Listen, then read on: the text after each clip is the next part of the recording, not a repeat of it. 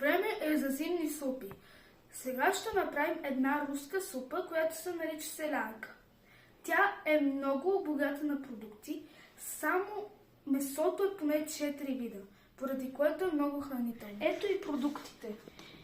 Каквото имате сварено месо, може да е пилешко или свинско, в случай ние имаме свинско, и бульона, в който се е сварило месото, ще го използваме по-късно в супата. Освен месото, може да се добавят различни меки и сухи кълбаси.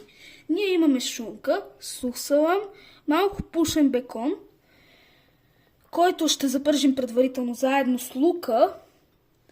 Може да се добавят креверши или дебарцини, каквото имате в хладилника.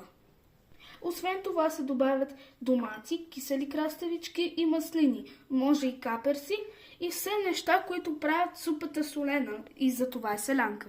Първо се запръжва лука и след това заедно към него добавяме предварително бекон.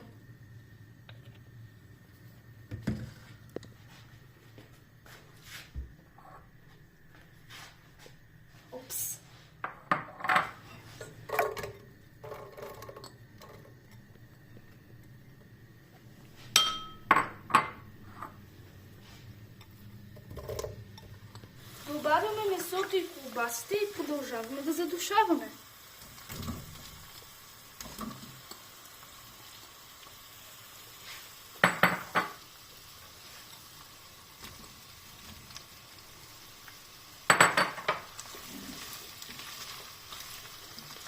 По принцип се слага домата на пюре, но може и смелени домати, както е в нашия случай.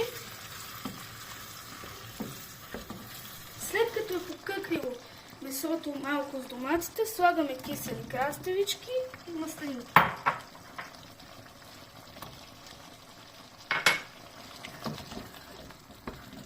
Добавяме предварително прецедения бульон.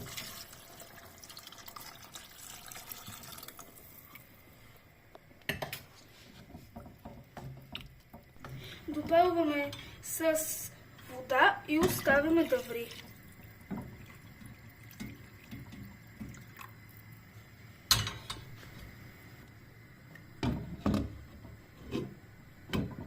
Селянката се сервира с една супена лъжица сметана.